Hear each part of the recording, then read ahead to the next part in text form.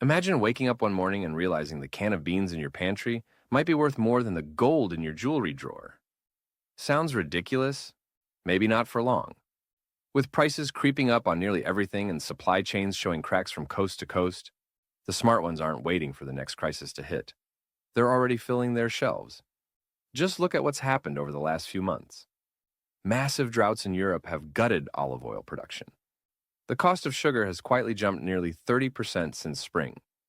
And don't even get me started on the specialty items that vanish overnight when just one pipeline goes down. It's not just one-off incidents anymore. It's a pattern. And every time the news breaks, the shelves go bare in hours, not days. If 2020 taught us anything, it's that normal can disappear fast. Grocery stores aren't bottomless. They run on just-in-time delivery systems, which means the milk you drink, the bread you eat, and the canned goods you rely on are only ever about 3 days from being gone. That's why this isn't about doomsday bunkers or panic buying. It's about being smart, realistic. It's about asking yourself what you'd want on hand if trucks stopped running tomorrow, or if that next big storm knocked out power for a week. And more importantly, it's about doing something now, while you still have the chance to act without the stress of empty shelves and long lines. Over the next few minutes, I'm going to walk you through 10 specific grocery items that give you the biggest return for your money, your shelf space, and your peace of mind. These are products that store well, can be used in dozens of different meals, and are often the first to disappear when things go south. But I'm not just tossing out a list. I'll also show you how to stockpile them wisely, stretch their shelf life, and avoid the common mistakes that even seasoned preppers still make.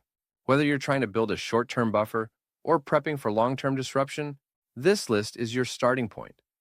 Now's not the time to assume the store will always be open or that prices will settle back down. If the last year has shown us anything, it's that your best defense against uncertainty is a solid pantry and a clear plan. Let's start building yours today. Nobody gives beans a second thought until they're gone. And when store shelves get wiped out, guess what goes first? Protein. That's why number 10 is beans, both dry and canned. They're not flashy, but they're powerful. You're getting 15 grams of protein, serious fiber, and essential nutrients like magnesium and folate, all from one simple cup of cooked beans. They're also incredibly cheap. For the price of a fast food combo meal, you could buy 10 pounds of dry beans and get weeks of hearty meals out of them. Now, let's be clear. Don't just grab one type and call it a day. Stock a variety. Black beans for rice bowls, lentils for soups, kidney beans for chili, and chickpeas for stews, or even homemade hummus. Rotation is key. Keep your oldest stock in the front, new bags in the back. If you're storing dry beans long-term, use Mylar bags and oxygen absorbers.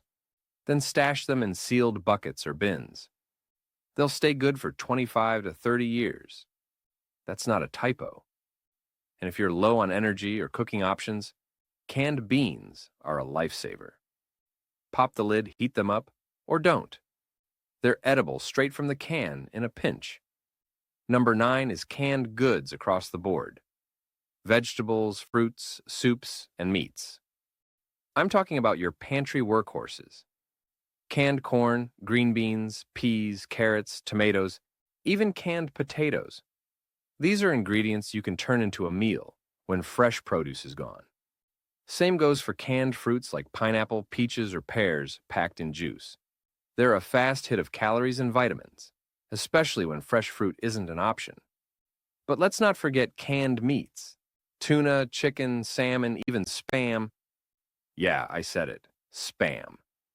You may laugh now, but in a blackout or supply chain disruption, it's a ready-to-eat source of protein with a long shelf life. Some preppers even seek out canned bacon or beef stew with pull-tab lids for maximum convenience. Here's a trick. Buy cans with pull tabs whenever possible. You don't want to be fumbling for a can opener during an emergency. And here's a crucial point. Canned goods are only as good as your rotation system. Mark every can with the purchase date. Use the oldest first. And don't store them in a hot garage or uninsulated shed. Heat is the enemy. You want a cool, dry, and dark place if you want them to last. Stock at least 60 cans per person to build a dependable 30-day food buffer. More if you want wiggle room or you're feeding kids. At number 8, it's dry pasta, the ultimate survival comfort food. It's cheap, it's compact, and it can feed a crowd. And we're not just talking spaghetti. Get some macaroni, rotini, or egg noodles. Each shape works for different types of meals. Pasta cooks fast, requires minimal water, and doesn't need refrigeration. Even a small propane burner or campfire is enough to get the job done. Beyond being filling, pasta delivers long-burning energy from complex carbohydrates, which your body craves under stress. Plus, it's one of the easiest foods to build meals around. Throw in a can of tomato sauce, add some beans or canned chicken, and you've got a full meal in minutes. Want to go deluxe? Mix in some dried herbs, garlic powder, or even shelf-stable cheese powder, and it'll taste like something Grandma would have made. Storage-wise, pasta's a dream. Store it in its original box for short-term use, but if you're looking at long-haul prepping, transfer it to airtight containers or vacuum-sealed bags. Mylar bags with oxygen absorbers can extend pasta's shelf life to 20-30 years under the right conditions. And here's an often overlooked bonus. Pasta is a morale booster. In a stressful situation, familiar foods do more than fill your belly. They calm the mind. That warm bowl of noodles might be the one thing that makes your kids smile during a power outage, or makes dinner feel like dinner when everything else feels upside down. Beans, canned goods, and pasta aren't glamorous, but they're reliable. And in a real crisis, that's what matters most. You want food that lasts, fills you up, and doesn't make you miserable to eat. Stock these 3 now, and you'll already be ahead of 90% of households. You want to talk about food security? Then let's talk rice. Not trendy, not fancy, just essential. Coming in at number 7, rice is the quiet giant of any smart stockpile. It's affordable, compact, and can carry an entire meal on its back. And when everything else gets scarce, rice is the foundation that can stretch your food supply farther than just about anything else. But not all rice is created equal. Brown rice might sound healthier, but it has natural oils that make it go rancid within 6 to 12 months. White rice, on the other hand, can last 20 to 30 years when stored properly. That's why it's the preferred choice for long-term emergency prep. Now here's the kicker. Rice isn't just filler. It pairs with everything. Beans, canned meat, vegetables, even powdered eggs. Add a spoonful of shelf-stable soy sauce or some seasoning packets, and suddenly you've got a legit meal. And it's not just for dinner. Rice porridge, also called congee, makes for a warm, soothing breakfast when oats or cereal aren't an option. A survival nutritionist I spoke with said she keeps 4 types of rice in her pantry: long grain, jasmine basmati, and short grain sushi rice. Not because she's picky, but because each one cooks differently and adds variety during long stretches without store access. How much should you store? A family of 4 should have at least 25 pounds of rice for a 30-day emergency supply. That sounds like a lot, but it's not. A cup of dry rice makes about 3 cups cooked, and that vanishes fast when everyone's hungry. Store it in food-grade buckets with mylar liners and oxygen absorbers. Keep it off the floor and away from moisture. If you're short on space, try storing smaller vacuum-sealed bags in closets, under beds, or even inside empty suitcases. And now number 6, canned mushrooms. Sounds random, right? But don't underestimate these little guys. In an emergency, flavor becomes currency. When you're living off beans, rice, and canned meat, you'll want something that punches up your meals. Mushrooms do exactly that. They're umami bombs, rich, savory, and satisfying. Plus, they're loaded with antioxidants, B vitamins, and minerals like selenium, which supports immune function. That matters when stress is high and fresh food is scarce. Most people walk past canned mushrooms without a second thought, which is exactly why you should scoop them up now. They're cheap, underrated, and almost always in stock. Slice them into pasta dishes. Toss them into soups. Mix them with eggs or rice. I even add them to instant ramen for a boost of texture and depth. And if you're worried about texture, don't be. Canned mushrooms might not be Instagram worthy, but they're absolutely serviceable. And when sautéed in a little oil, they get that meaty bite back. Here's a fun prepper tip. Dehydrate your own mushrooms when fresh ones go on sale. Slice and dry them, then store in jars, or mylar with oxygen absorbers. Rehydrate with warm water and boom, flavor and nutrients without the bulk or spoilage risk. But for simplicity and shelf life, you really can't beat canned. Together, rice and mushrooms form the base for dozens of meals. Stir-fry, risotto, grain bowls, soups, even casseroles. They're versatile, affordable, and store like champs. And when the stores go bare, they'll be the first things you wish you had more of. If you've ever been hungry, truly hungry, you already know what kind of foods hit differently. That brings us to number 5, peanut butter. This isn't just for kids' lunches. This is a survival superfood. One jar can carry you through days of uncertainty. It's high in protein, packed with healthy fats, and calorie-dense enough to fuel both your brain and your body when stress levels are through the roof. And unlike fresh food, it doesn't need refrigeration after opening. What makes it even better? It's comfort food. When things feel chaotic, one spoonful of peanut butter tastes like normal life. You can spread it on crackers, stir it into oatmeal, or eat it straight from the jar. No shame, no cleanup. But here's the thing most folks miss. Not all peanut butter is created equal. Skip the ones loaded with sugar, hydrogenated oils, or weird fillers. Natural peanut butter, the kind with 2 or 3 ingredients max, not only tastes better, it also stores better and settles less when unopened. A standard 16-ounce jar contains over 2,500 calories. That's a solid backup plan when meals get scarce, and it lasts typically 6 to 12 months past its best-by date if kept sealed in a cool, dark place. For long-term prepping, store unopened jars in bins with desiccant packs. If you're prepping for more than a few months, rotate often, and don't buy the whipped or low-fat versions. They spoil faster and give you less fuel when it matters most. Now onto number 4, oats. Oats aren't just for breakfast. They're a base for everything from protein-packed pancakes to baked snacks, meat extenders, and even oat flour. You can bake them, soak them, cook them on a stovetop, or just mix them with water and eat them cold if you have to. When you're low on supplies or power, that kind of flexibility is pure gold. Let's look at shelf life. Rolled oats last up to 2 years in the original packaging and 5 to 10 years when stored properly in mylar with oxygen absorbers. Steel-cut oats are a little hardier and can store even longer if kept dry. Instant oats? Sure, they're more convenient, but they're also often loaded with sugar and preservatives. Choose what fits your lifestyle, but don't overlook plain rolled oats. They're the best all-around choice for value, nutrition, and shelf stability. Want to stretch your stockpile further? Learn to make oat flour. All it takes is a blender or food processor. 1 cup of oats becomes 1 cup of flour. Perfect for baking bread, thickening soups, or making survival pancakes. You can also mix oats with powdered milk, protein powder, or peanut butter for no-bake energy bites. That's a high-calorie snack with no stove required. A pro tip? Store your oats in quart jars or food-grade buckets with bay leaves to keep pantry pests out. Add a few desiccant packs and label the top with the date.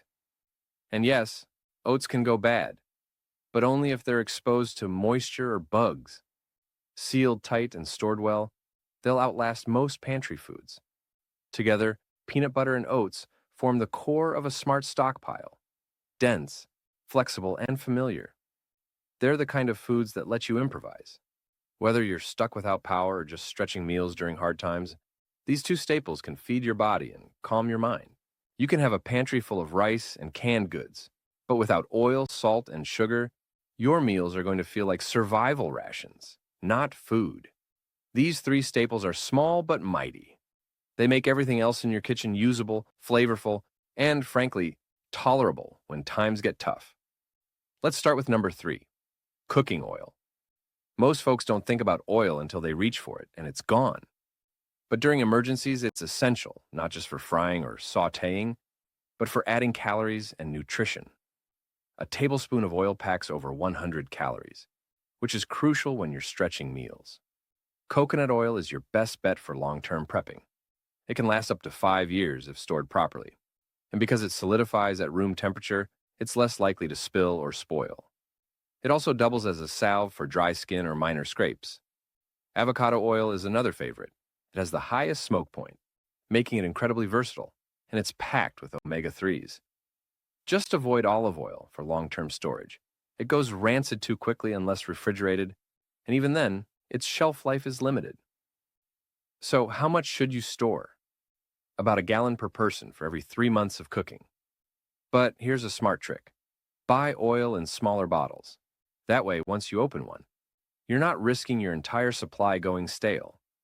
Label each bottle with the purchase date and store in a cool, dark cabinet. Heat and light. Break it down fast. Number 2 on the list is salt. It's not just a flavor booster, it's a preservative, an electrolyte source, and even a minor medical aid. Salt is critical for food preservation, especially if your fridge or freezer fails. You can cure meat, pickle vegetables, and make brines that keep food safe for days or even weeks. It also lasts forever. No expiration, no special storage requirements beyond keeping it dry. Stock up on a few types: table salt for daily use, kosher salt for cooking, and canning or pickling salt for preservation. Himalayan or sea salt is fine too, but don't overpay for the hype. Store salt in sealed containers or jars. Moisture is the only real enemy here. Bonus tip: throw in a few salt packets in your bug-out bag or glove box. It's the kind of item people forget until they need it. Finally, number 1, sugar. Whether it's for baking, fermenting, or just giving your kids something sweet during a rough week, sugar does more than you think. It helps preserve fruit, fuels homemade electrolyte drinks, and gives you fast energy when you need it most. Plus, it's a powerful psychological boost when everything else feels bleak. White granulated sugar stores best. Airtight containers will keep it good for decades. Brown sugar is trickier since it clumps easily, so store it in tightly sealed bags or jars. Honey is another great option. It never spoils and has natural antibacterial properties.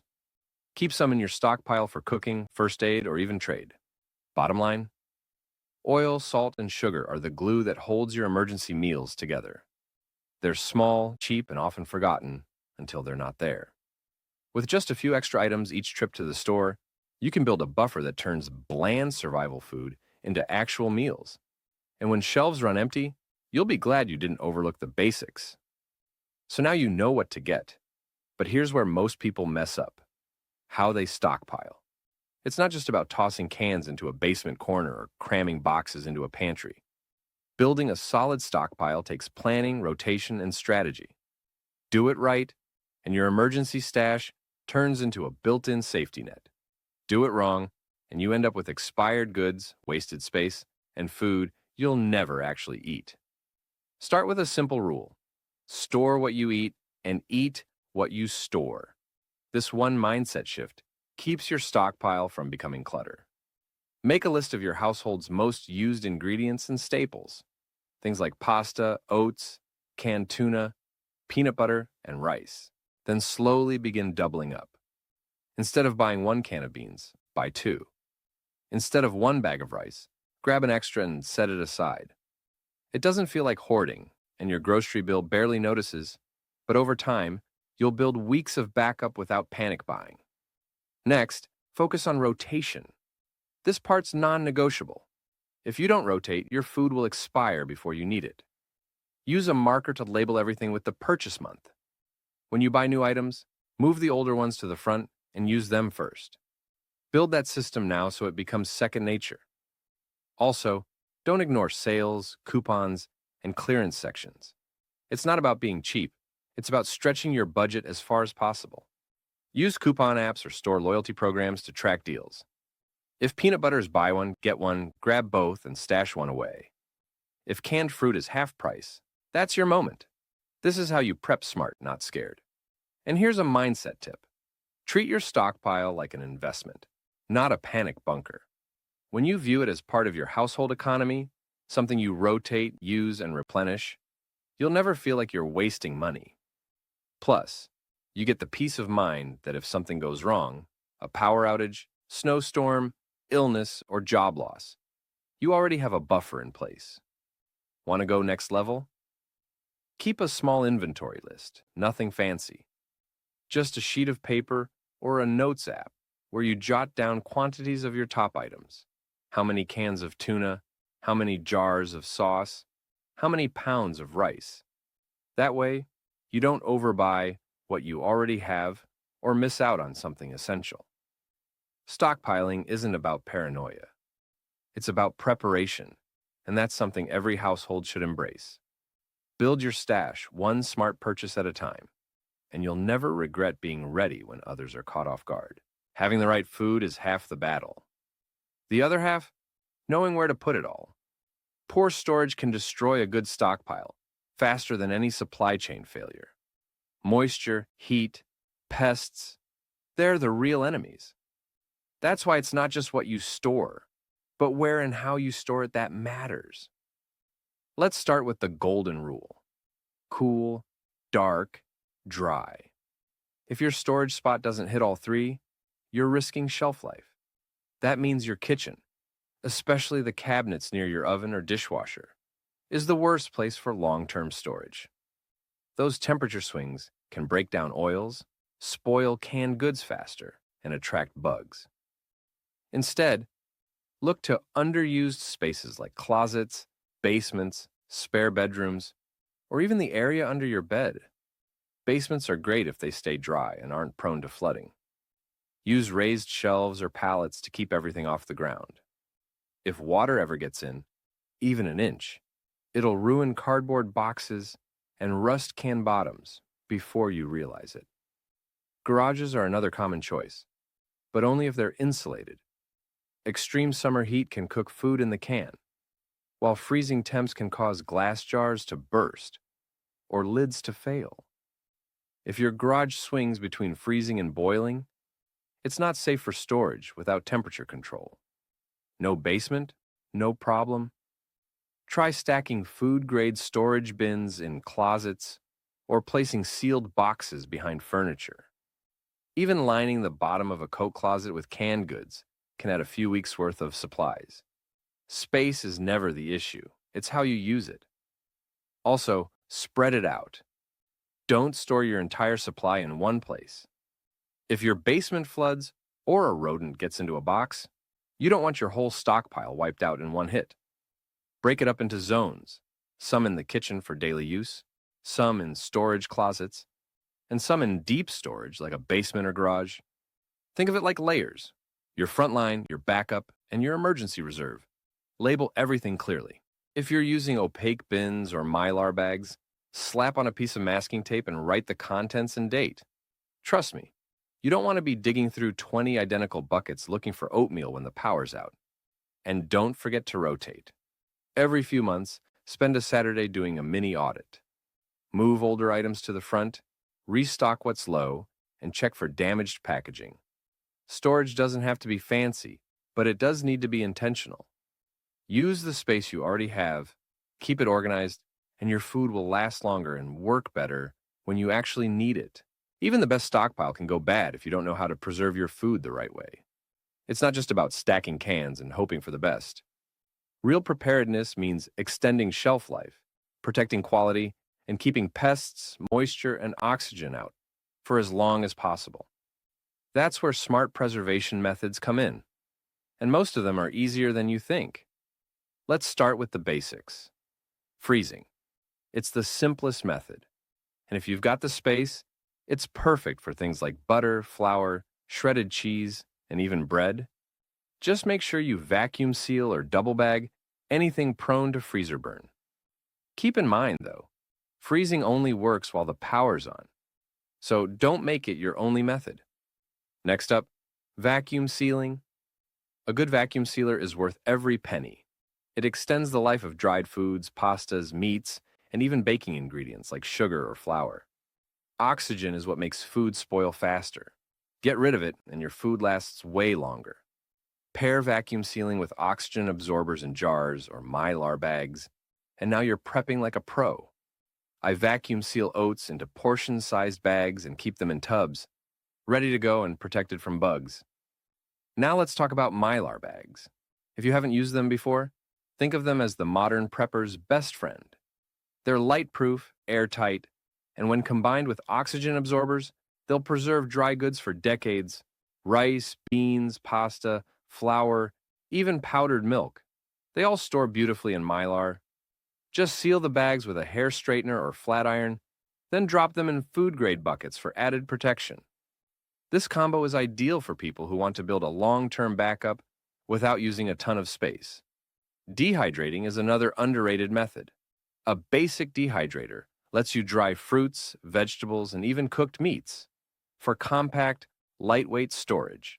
Apple chips, dried banana slices, dehydrated carrots. These aren't just healthy snacks. They're shelf-stable ingredients you can add to stews, rice, or even bread mixes.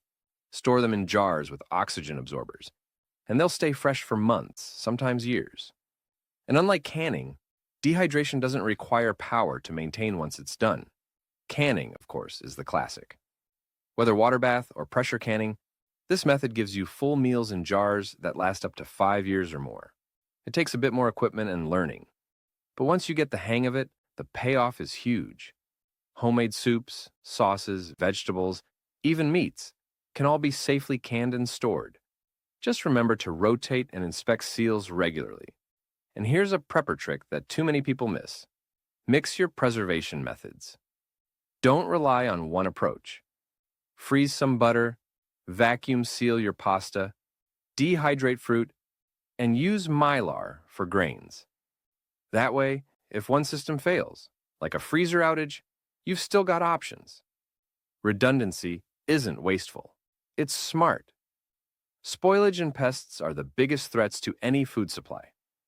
But if you use even 2 or 3 of these methods, you'll extend the life and quality of your stockpile dramatically. And in a real emergency, that could be the difference between just getting by and truly thriving. If you've made it this far, then you already understand. This isn't about fear. It's about being ready when others aren't. Emergencies don't wait for the perfect time. Whether it's a storm, a power grid failure, or just a run on the stores before a big announcement, the people who sleep best at night are the ones who prepared a little every day. Start stockpiling now. Not with panic, but with purpose. Pick up a few extra cans, add a bag of rice. Buy that jar of peanut butter and toss it into your backup bin. Little steps become big security. And if you're already prepping, share this video. Pass the knowledge on. Because the more prepared your friends and neighbors are, the stronger your whole community becomes. Preparedness isn't panic. It's peace of mind. A quiet confidence that no matter what comes next, you've got what you need to take care of your own. Keep watching this channel for more tips, smarter strategies, and everything you need to stay ahead.